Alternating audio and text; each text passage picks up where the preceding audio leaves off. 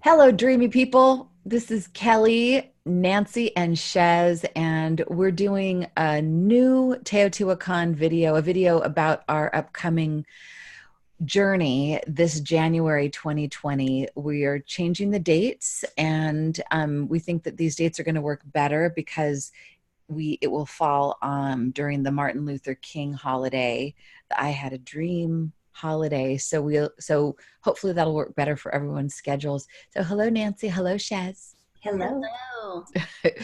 So I know that we just going to reiterate some of the high points about this upcoming journey and why you should join us if you dare. So maybe let's just um, talk about a couple of are some of the most special parts of the journey. And of course, every journey is different than the previous ones. They never are quite the same. And yet there's some core qualities that you can always expect, like transformation. Like maybe let's talk about what we always expect, what we know we're going to get from Teotihuacan. Chez, what do you know for sure people will get if they suit up, show up, and open their hearts? Like, what do you think they'll get? Um, Based on the previous trips, which our last one was just such a heart-filled joy journey. I came back just so full, and my life trajectory did feel like there were so many positive, uplifting changes from that. So as much as I don't want to like set that up, but I Mhm. feel like that is almost something I would expect. I would also expect the magic synchronicities for me of because it's happened every time, but who Right. shows up is meant to be there, and the magic will unfold in terms of what we're supposed to learn, what we're supposed to know, what we're supposed to grow through. All those things I just come to expect now because they're always there. Right. Yeah. Nancy, what about you? What are some of the things? I mean, there's a million mysterious things that happen in Teotihuacan, but what's something that you feel like you've come to expect? This will be your third journey, right? Fourth. Fourth. Would be my fourth. Yeah. Holy guacamole, Batman, you're right. Yeah, Yeah. yeah. Yeah. Oh, And wow. I have to say, every time I go, I set an intention. And when I leave, that intention has been met, but also six other intentions I didn't know I had. And I'm so happy that I went because you go in with this, smaller aperture and it's widened, and all of a sudden you see more and you feel more. And I just remember always leaving beaming love, and that is my expectation that I'll do that again. Mhm. That's so What's your beautiful. what's your expectation, Kel? I mm, I feel like, well, I want to just say this kind of behind the scenes of this conversation. This video isn't meant to enroll people. I feel like the people who know they're supposed to come know they're supposed to come. And so I really, if you're feeling like it's not for you, then we love you and we love you whether you come or not. So don't worry about that. But this is if you are feeling the tap on the shoulder and you're feeling like you want to come, then this what we're talking about right now is really just some of the up to date stuff that you might want to know before signing up and going. But I know some of the things that I've come to expect. My life always changes. Radical pieces, radical aspects to my life that change every time I go, and I never know exactly what it's going to be. I think I've come to expect Teo to be this clarifier. It feels like the stuff that needs to fall away falls away in order to make room for what I'm really supposed to be doing, and the relationships that are meant to last to really come into focus. So it feels like it cuts away the BS and it really puts a spotlight on what's especially. So that to me is worth its weight in gold, because who wants to carry around a bunch of stuff that's just taking up time and space and money and rather just get into the narrow of my marrow, which has been my mantra for a while, like what's most essential. And I think Teo really highlights that. And I think there's a lot of love. There's deep connection among the participants, and there's this deeper expansion. And ditto what both of you have already said. We missing anything? Mm-mm. I don't think so. And also good food. We come to expect that. Oh yeah, Definitely. And Food really interesting dreams. What, Chez? Yeah. Food and just being kind of held in such a safe, beautiful, colorful, these are from Mexico. Yeah. Colorful and kind of sacred but happy and joyful all at the same time space. Like, it's hard to describe what the Dreaming House and what Teotihuacan are like, but it's a way to merge that joyful, playful with the sacred and spiritual and full of depth and loving and nurturing, all those things wrapped up into one beautiful burrito. with a little extra salsa. With extra salt. that green stuff. Everyone likes that.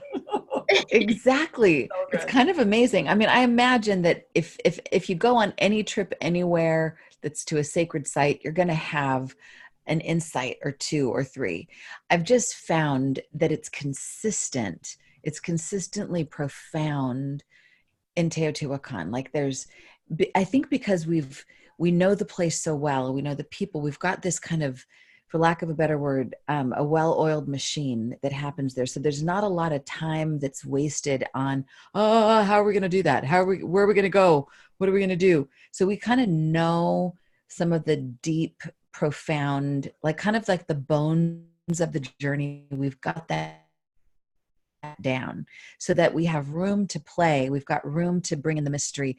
But there's a minimal of like stress and worry and trying to figure it out. So as a participant, I think you really do feel held and carried step by step. And so that really all you have to focus on is what the universe is saying to you next, your own journaling, your own internal process. So it's really, I feel like it really nurtures the soul and the spirit in a kind, gentle, and sometimes intense, but loving way.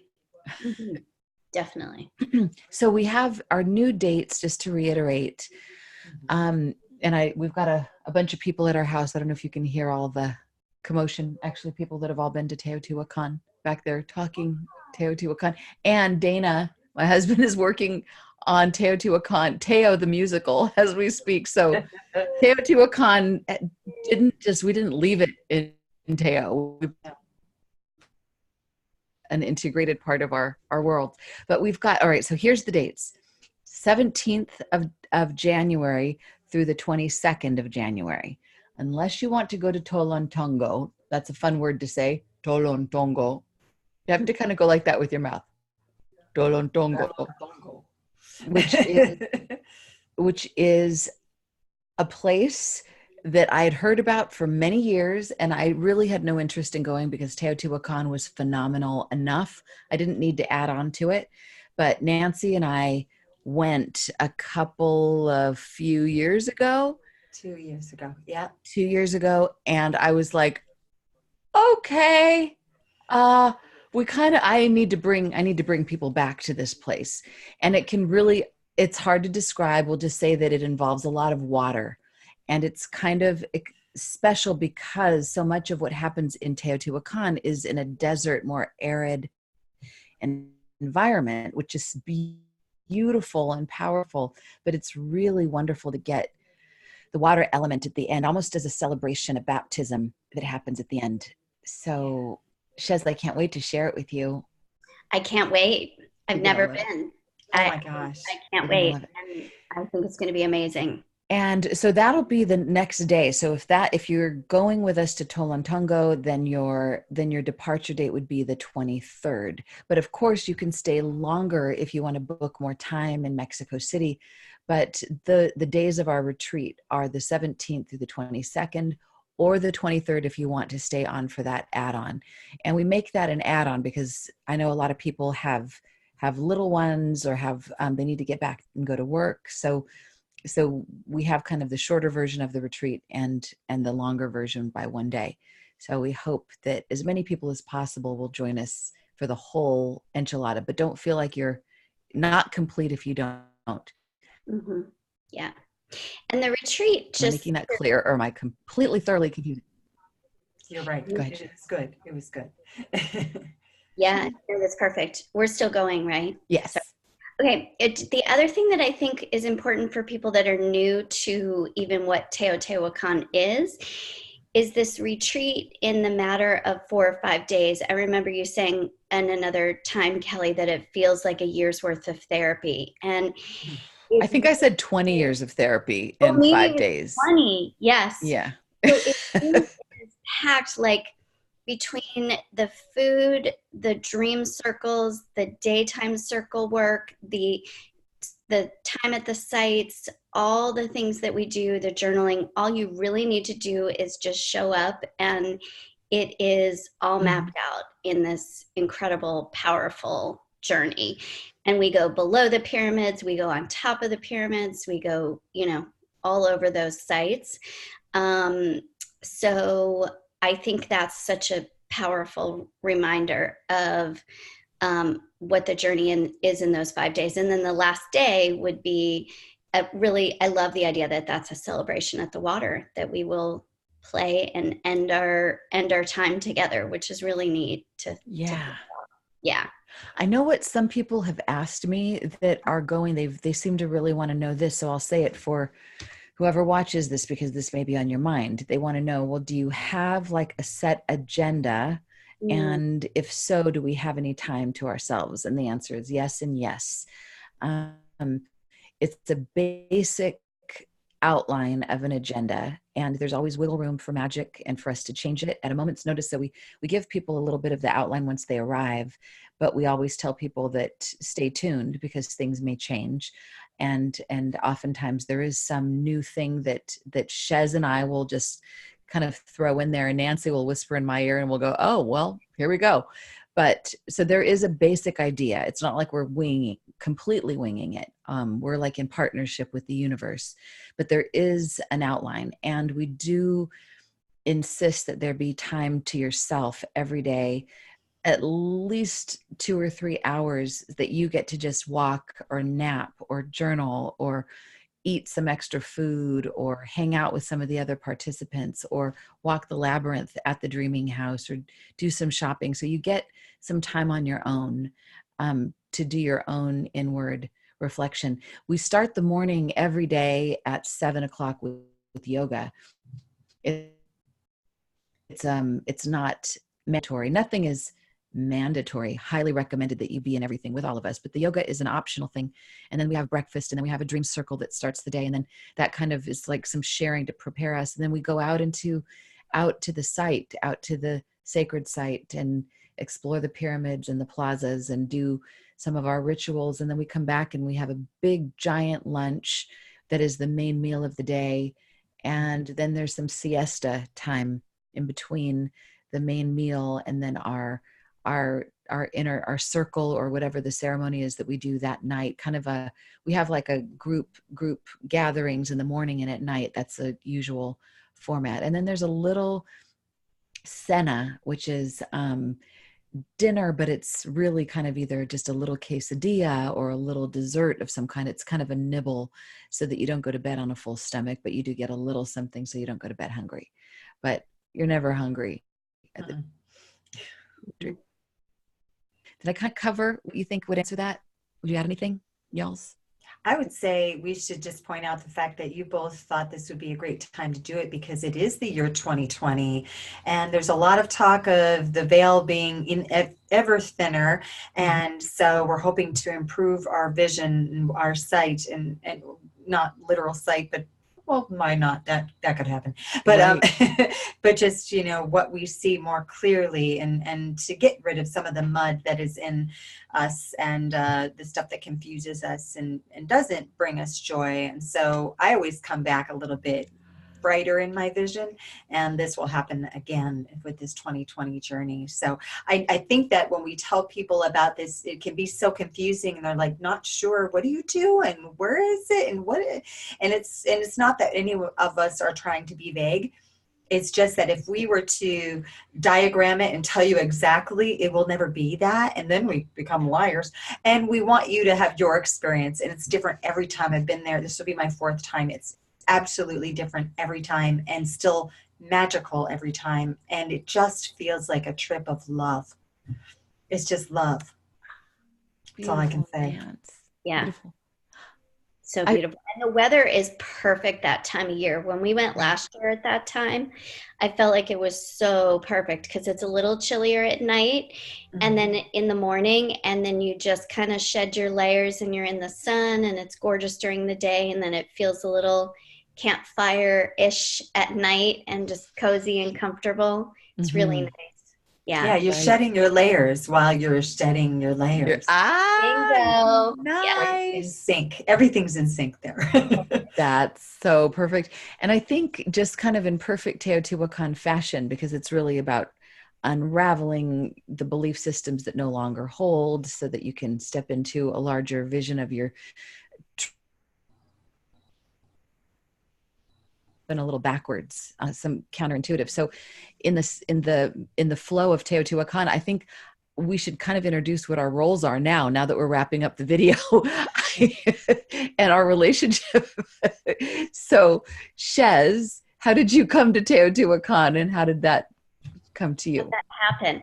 So I am a licensed marriage and family therapist, and I did therapy for a very long time. And I always did group work. I love the healing that happens in a group. I believe that we do heal in community and with that support. So I love group work and family work, of course. And this does feel like a family. And several years ago, I don't even know how many years ago it was, but a friend introduced me to the book that you co-authored, Kelly, Dreaming Heaven. And we kind of did our own book study of it. We took a year. We did our own book study. We kind of each took chapters. And then following that, we just kept it going and kept adding groups and adding people. And it was just a beautiful thing. And I still do a lot of group work and I still kind of pull from that in a way. But there's nothing like being there too. So I'm there to assist, to offer any insight, any support, love, guidance, anything and everything that I can. Yeah. So in my experience, because you led so many Dreaming Heaven workshops, Dreaming Heaven was the workbook, the journey book that Lee McCormick, Ginny Gentry, Frank Hayhurst, and myself put together to give people an at-home experience of what we do in Teotihuacan, because not everybody can go to Mexico and make this happen, but we wanted to give people some kind of a flavor. And you, for years with Kim, can't think of Kim's last name. Purcell. Kim Purcell. You guys facilitated like for several years doing workshops. So you know this work inside and out. And then you've been to Teotihuacan now. How many times? This will be my 5th. This will be my 5th. Oh my God. I think that's right. 1, 2, 3. I think yours is. Yeah, this will be my 5th. That's really? amazing. Okay. And I'm thinking this is my 10th time. No, it's more than that. Is it? Yeah, you've said 10 before. Okay. It's your 100th time. It's my 552nd time. I don't know how many times I've gone. So it's over 10 times. And a more divine experience, more lovely, more powerful. It gets deeper. It's like when you find a soulmate that you love, the more time you spend, you just fall deeper in love and you discover new rooms in the mansion of expansion.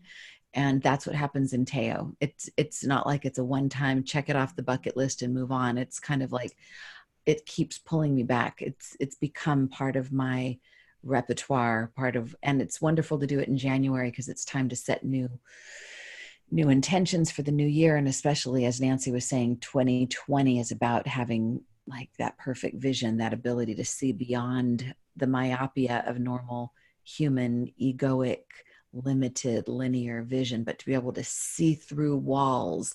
That's why they call them no walls. But I don't know, that's my play on word. Nawal means shaman or medicine person. And, but I think it's because we learn how to see past the boundaries, the ego layers, to the pulsing, beautiful golden heart in every human we see and every situation we're in. It's so much easier to bring those things out after going on these trips. So I am so excited to get to do this with you all. And Nancy's our JLG. Nancy, tell us your deal. What do you do in Teotihuacan? Well, What's a JLG? You may not be aware of, is it's a juicy logistics goddess, and all that means is I'm trying to like check the boxes and make sure you guys arrive and exit when you're supposed to, but I might be silly while I do it, so I'm not and juicy and juicy. And I'm not super anal about it, but I try to make sure that we're all in the same place when we're supposed to and all that good stuff. You can always come to me if you say, oh, my room, I love it. I'm wondering if I can get room service. Then we say, no, but ask me. Go ahead and ask. No, there are many things you may want or may not. And whatever it is, tell me about it. And if we can make it happen, or if it works out for us, or we let you know, hey, maybe that's something to work on, whatever it is, I'm the girl to turn to. And then I say, hey, Kelly and Chez can help you. Because they're your leaders and they're the ones who will be teaching you so much, and you'll get so much from. Oh my God. And Nancy she wears a few different hats, but we'll leave that as a surprise. So there's some mystery and some secrets that are fabulous, and surprises that we get to share with you on the journey. Okay. So I'm excited. People can go to my website, kellysullivanwalden.com /Teo_2020. But if that's too hard, just go to kellysullivanwalden.com and scroll down to the middle place on the page. And there's a big Teotihuacan banner. Click there and major discount if you sign up by November 1st. I think it's before November 1st, I guess, or maybe on or before November 1st. After that, it's the regular price, which is a really major discount. And we were going to charge a lot more this year. And that didn't end up happening, but we meant to. So this is the last year it's going to be at this kind of ridiculously low price for all that you get. It's almost criminal. The price is so low. And so it won't be this low. Again, not with us. Not with all the bells and whistles that we're bringing in. So I hope that if you really want to get the best price, sign up. Seating is limited. Sign up by the 1st of November. And all right, guys, is there anything else before we say toodaloo? No, that's it. We can't wait. I'm excited. It's going to be a great group that's going. I know a lot of people that are ready to click that button right after we finish this. And I think it's going to be a really great group of people. I know. Of course it would be. Of course it will be. It'll be another incarnation of the high vibe tribe. Absolutely. Mm-hmm. So start setting your intentions now. Sign up. If you have any questions, don't hesitate to reach out to all three of us. Go to Nancy first, just because she's the JLG. And is there an email they can reach out to, Nancy? Yeah, I'll just have them send it to my Gmail, which is Nancy Torque, TORQ @gmail. Okay, send it right to me. And if you want to put Teo in the subject line, that'll make me, I'll flag it so that I keep it all important in one folder. Oh, you see how organized I am? That's impressive. And you do it so juicily. Okay. So until we all meet again, I hope your dreams are very sweet, and I look forward to dreaming with you in Teotihuacan. Thank you, Chez, and thank you, Nancy. Thank you, Kelly. Thank you, everyone. Toodaloo.